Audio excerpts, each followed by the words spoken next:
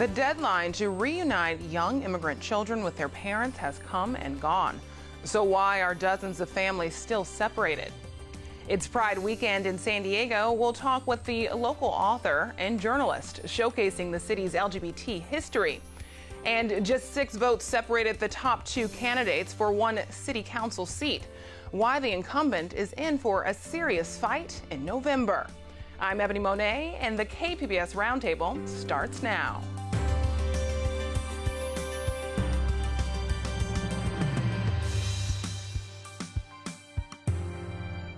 Welcome to our discussion of the week's top stories. I'm Ebony Monet, in for Mark Sauer, and joining me at the KPBS Roundtable is Tony Perry, former San Diego bureau chief for the LA Times, Maya Sri Krishnan, immigration reporter for Voice of San Diego, and Lillian Faderman, a San Diego-based author and LGBT historian, and Andrew Keats, a senior investigative reporter for Voice of San Diego. Let's begin with another turbulent week for immigration. Courts are rolling out a new way to clear backlogs of cases in San Diego. And when it comes to reuniting families, President Trump had this to say when asked about missing a court-ordered deadline to return the youngest children to their parents. I have a solution. Tell people not to come to our country illegally. That's the solution. Don't come to our country illegally. Come like other people do. Come legally. So, Tony, this was his response to reporters asking him about missing the deadline for some of the children, the youngest children under 5 years old. What's the latest? Well, the latest is that of 103 children under age 5, the government reported to the judge here in San Diego, 57 had been reunited, but that several dozen more are what they call ineligible. Why? They can't find the parents. The parents have been deported. The parents have criminal records. There's just something that makes the government ill at ease about giving over these children to these adults. ACLU says your process is so long and involved, it's impractical. It's up to the judge maybe to say, move it along faster, don't take chances with these kids. But of course, and that's a small number. Wait till we get the kids between 5 and 17. The numbers we've been told, maybe 2,000. Wait till we see that and what that looks like.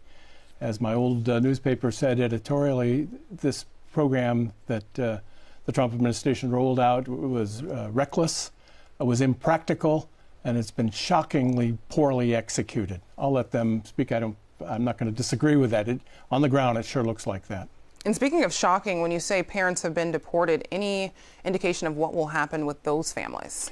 Well, there doesn't seem to be a program of going down, getting them, and bringing them back. Although under the Obama administration, there were what they called humanitarian visas so that they could come back and pick up a child that they left here.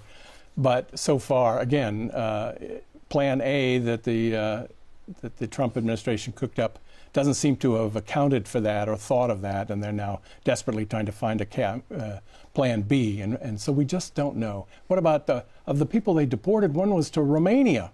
Are they going all the way to Romania and bringing him back so that he can reunite with a child? I just don't know. And the government, I think Maya will agree with me, has not been transparent. They won't tell us where these kids are. They won't tell us really the numbers. And the ACLU has sued for a level of transparency, okay, but they've also agreed with the government that a lot has to be kept secret. I don't know journalistically whether I like that. I'd like to know where our government is keeping these kids, where they're being reunited, and what's the numbers on it. So far, not a lot of transparency out of the federal government. And Maya, bringing you into this conversation, another issue that's been coming out of these court proceedings that has been shocking to some, young children, reportedly as young as 1 year old, appearing alone without a parent or guardian in the court, made to respond whether or not they can understand the proceedings.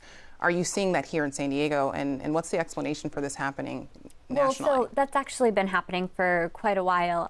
When children come to the U.S. alone, or in these cases when they've been separated from their parents, they're only guaranteed an attorney when they're in the custody of Health and Human Services.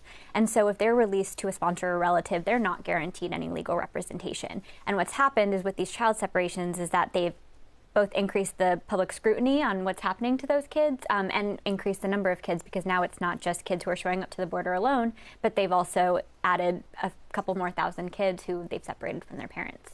And what about the families that have been reunited? There was some talk about housing families together in detention facilities. What's going to happen to these families that have been reunited? Well, so there are rules in place about how long families can be detained and the conditions under which they can be detained. And the Trump administration did try to challenge those, and a judge in Los Angeles ruled against them. So it appears that they're going to be going back to the policy they were using before, which is, for the most part, families will be released with ankle monitors or other sort of monitoring to come back to their hearings. It looks as if they're moving back to the policy that the Obama administration used and that Trump et al. Gave short shrift to, called it catch and release. Very dreadful phrase when we're talking about human beings, not carp. But it looks that seems to be where we're going here. Well, given the numbers, we then are going to have to track thousands of people. Let's see how well that works. I went down south of the border to Tijuana to watch the folks who were trying to cross illegally and seek asylum. My colleague Jody Hammond and I went down there for the Washington Post, and what we found, the desperation will just curl your hair of these folks, women with children. And I don't think that the fear of a harsh life when you get here by the federal government is going to deter that. There'll be a little drop in numbers, 1 month, 2 months. Long term, given what's going on in Central America, etc., I just don't see it changing. And so we're in for this for a long time, here, particularly here in San Diego, and more so in Texas because they get the Central American flow. And I do also think, I mean, there's been reports that have come out that show that families that are released for their asylum hearings do come back more than 90% of the time. And so a lot of this is the government taking a really small percentage of people who don't show up to their hearings and using that to try and detain them for longer. But it's actually just an attempt to deter them. You know, one thing that Jody and I found that it shocked me. You talk to these folks, and where are you going? And I thought, well, they would say, we're going to San Diego, we're going to L.A. A lot of the folks that are trying to get asylum and are fleeing Guatemala and Honduras, they're going to relatives in Utah, New Jersey, upstate New York. I mean, the idea that immigration, legal or illegal, is just a border issue, that's really old. No, it's a national issue. And it isn't just something we have to deal with along the border. It's a national issue. But again, our Plan A isn't working all that well.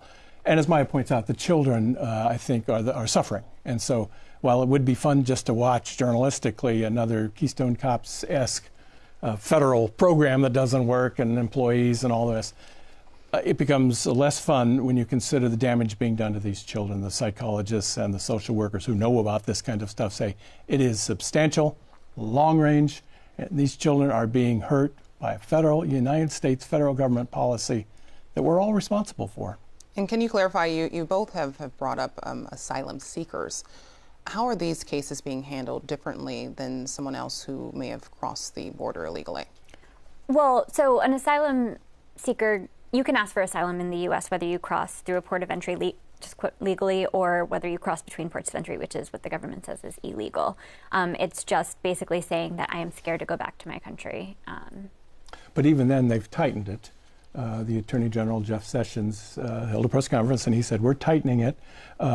It isn't good enough that you're afraid because your husband has been beating you or that your neighborhood thugs have been raping you. You've got to tie it into a political situation, or that you're being victimized because you're helping the police try to put MS-13 away or something. So they're beginning to restrict the causes, the legitimate causes that can get you asylum. Now, how is that going to work on the ground with individual judges? We'll find out. But they have anticipated this and are tightening that up too. So again, we're going to be in for that for a long time. And Maya, you've done some reporting this week on Operation Streamline, to a fast-track program. What exactly is it? How is it working here? So when Jeff Sessions announced zero tolerance in April, basically what he wanted the federal government to start doing was criminally prosecuting everyone who crossed the border between ports of entries, because that is the illegal way to do it. And it has caused a surge in these illegal entry misdemeanor cases that, at least in the federal courts in San Diego, we hadn't been charging people with, for the most part, for decades. I mean, sometimes if someone had a felony for illegally entering multiple times, they would knock it down, but it wasn't used very often. And suddenly we're having hundreds of those cases filed every single week, and the courts were really struggling to deal with them. And so they implemented Operation Streamline, which is a program that has been implemented in all of the other border states since about 2005, on and off, to create basically an entirely separate court system for these migrants who are coming across. So it's one room, and there are people who are arrested one day, they're brought into court the next, and they are arraigned, they plead, and they're sentenced, and then they are deported either that evening or the next day. You know, while Trump is getting pounded on the head by editorial pages and columnists and advocacy groups and ACLU, and that's fine, he ran, that's comes with the turf when you're the man at the top and you've made the comments he has made. However, it also bears noting what the judge in Los Angeles said when the federal government tried to monkey around with a court decision of some years ago that limited what they could do with the children. She got pretty annoyed and wrote a pretty scathing report. And among other things, she said, you know, this problem is because of 20 years of congressional inaction. And I think that we ought to keep that in mind, too. Whatever you think of the Trump administration's approach, the United States Congress hasn't helped much at all because they're in gridlock on this. So, very interesting and emotional issue that we will continue to cover in the days ahead. And right now we'll turn to Pride Weekend here in San Diego. The local celebration started in the 1970s in response to the Stonewall Rebellion. It's now an event that draws hundreds of thousands of people. Our guest today is author and historian Lillian Faderman. She's the curator of the LGBT San Diego Stories of Struggle and Triumphs at the San Diego History Center. Lillian, this is the first exhibit of its kind in Balboa Park. What type of support did you find? Wonderful support. First of all, the History Center was very encouraging about doing the exhibit. And I found a terrific repository of LGBTQ material. It was the Lambda Archives that started in the 1980s. We also had donors who gave us artifacts going way back even to 1946. So the exhibit starts actually in the 1770s and goes all the way up to the present with photographs and artifacts of various kinds. So you talk about some of the things that people will see at this exhibit. What do you hope people take away from this experience? Well, I hope that we've addressed the LGBTQ community, but also the rest of San Diego. For LGBTQ people, I think it's important that they know how long the history of struggle has been and how eventually there were triumphs. Things aren't perfect yet, but certainly immeasurably better than they were in the mid-20th century, for instance. For the rest of San Diego, I hope they'll learn something about their neighbors, about people who are their friends and sons and daughters and fellow employees and people that they see on the streets. I hope that this will tell all of San Diego something about how long the history has been, what a difficult history it's been, and how we're achieving a measure of success in becoming first-class American citizens. You know, we mentioned Stonewall, of course, Stonewall riots, New York. We maybe didn't have anything quite that dramatic, but is there an event or a person that you can put your finger on and say, that helped turn things? Yeah, the Stonewall riots were in 1969. San Diego was astonishingly quick to respond. The first response was in 1970. A group of students at San Diego State started an organization called the Gay Liberation Front. It was the same name as an organization that started in New York just weeks after these Stonewall riots. But the Gay Liberation Front did terrific things, like they were the first to protest publicly against police harassment in 1971. They held a picket in front of the police station. That was incredibly brave for 1971. They were behind the first Gay Pride Parade in 1974. It was an unpermitted parade. They could not get a permit from the city, and so they marched on the sidewalks, stopping for the lights, and continued marching. Only 200 people were in that first parade. It went from Hobo Park to Balboa Park, and now there are at least 200,000 people in the Pride parades. First mayor to march in the parade was Maureen O'Connor. Yes, yeah. And you're a longtime historian and author. How did this experience compare? Well, I found that San Diego was astonishingly quick to respond to what became the modern gay revolution. As I said, there was the founding of a young group, the Gay Liberation Front, in 1970, but very soon mainstream LGBTQ people, or as they were called in the 1970s, gay people or gay and lesbian people, began to found organizations such as the Log Cabin Republicans, which was a gay Republican organization, the San Diego Democrats, the San Diego Democratic Club, it was called, which was a gay Democratic organization, the United San Diego Elections Committee, which was a gay and lesbian organization founded in the 1970s. I think what had happened in the 1970s is that gay people of all classes, of various ages, realized that they had to begin to organize and fight for equal rights. And that was very quick in the history of the new gay revolution.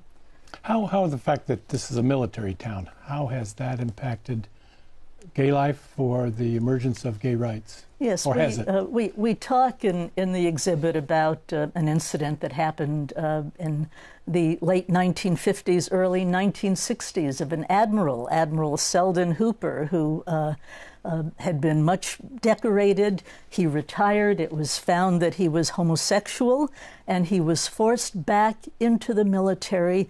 And in 1962, he was court-martialed, and he was stripped of his rank and all of his benefits. The military has come a long way since then, and in 2012, gays and lesbians who were in the military were permitted to march in uniform in the Gay Pride Parade. So that's a real measure of success, I think. And Lillian, you talk about how the city of San Diego was quick to act. In that same breath, San Diego has had several current and recent politicians, including Tony Atkins, Todd Gloria, Bonnie DeManis, who are gay. What does this say about tolerance here in the city of San Diego? I have found, as I put this exhibit together, it's really quite remarkable how supportive San Diego has been for lesbian and gay politicians, beginning in 1993, when Chris Kehoe was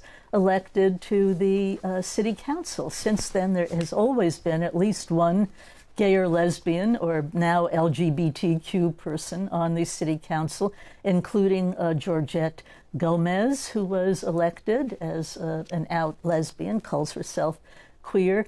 Not only that, but San Diego has helped put out LGBTQ people into the state assembly and to the state senate. Christine Kehoe served in both the assembly and the senate. Todd Gloria is presently in the assembly.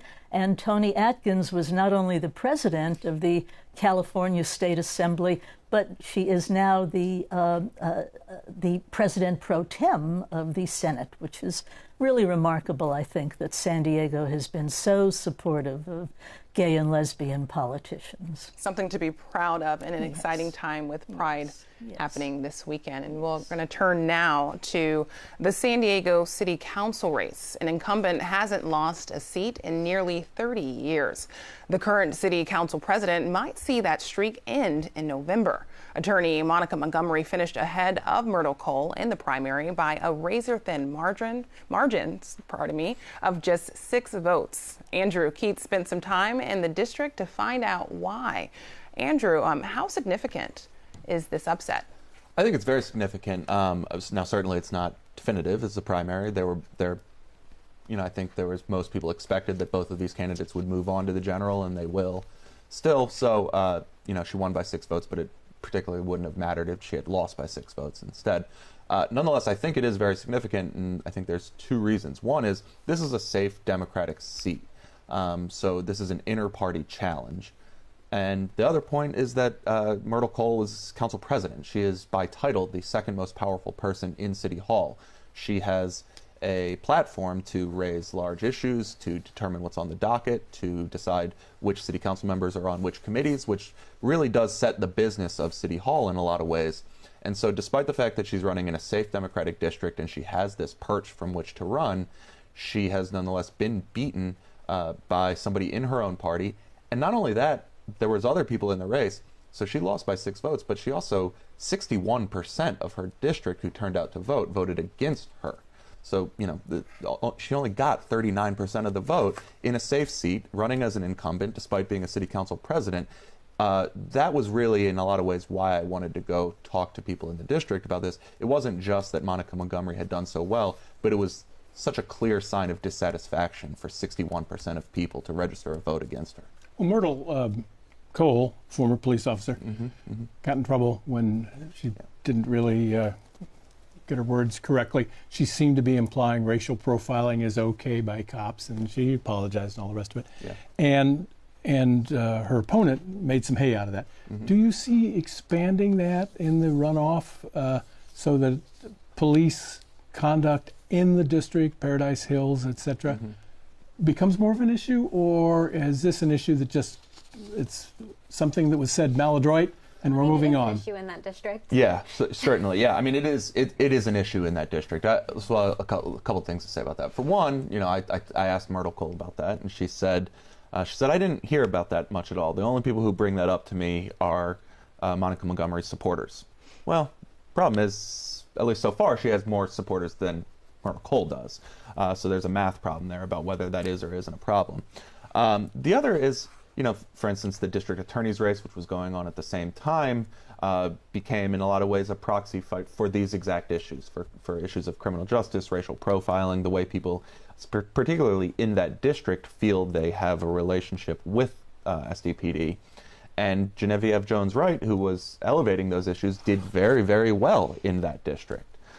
So I don't see it going away. I would also say that it wouldn't be fair to call it a complete walk back, but in my interview with Myrtle Cole, I think she didn't sound particularly apologetic about those comments. What she said wasn't, I didn't mean what I said and I apologize that people took it that way. What she said was, no one wants to pay attention to what was happening before I made those comments, and that is that someone was murdered outside of my council office, and all I cared about was catching that person, and I wish somebody cared more about the victims. Now, you could agree or disagree with that perspective, but it isn't exactly an apology. It's more of an explanation and kind of, in some ways, keeping the debate alive. So to be fair, Cole has the support of some of the labor unions as well as the County Democratic Party. Is that enough to tip the scale in her favor in November? I think under normal circumstances, we would almost certainly say yes. As I say, this is a strongly Democratic district. This is not a district where you could run with as a Republican or without strong Democratic support. Certainly that's what she's banking on. She told me, I didn't stage much of a campaign at all. I didn't have a campaign manager. We weren't working a ground campaign, going as far as to say I was taken by surprise with this result as well. So now she's making the bet, and others, her supporters, are making the bet that when the labor unions get involved, when they start putting out their voter turnout apparatus, when the county party, which has endorsed her, gets involved and starts turning out their mail lists and starts spending money on the race, that this will dissipate. This slim margin will disappear, and she will, particularly as turnout increases between the primary and the general, that block of voters which are less engaged are going to be more likely to be swayed not just by her campaign but also her ballot title. She still has the advantage of being listed as city council president there on the ballot. That sense of the people out there is that they've been forgotten by City Hall. Yeah. But yet, you story pointed out a slew of projects. Yeah. The city's throwing some decent money. Mm-hmm. Is that a justifiable complaint, or is that more an emotional feeling that City Hall forgets about us? Yeah, well, so it's complicated. For one, those are sentiments that I think have built up over the last 20 or 30 years, and a good run of capital improvement projects in a 2, 3, 4-year period probably is not going to wipe away all those concerns regardless.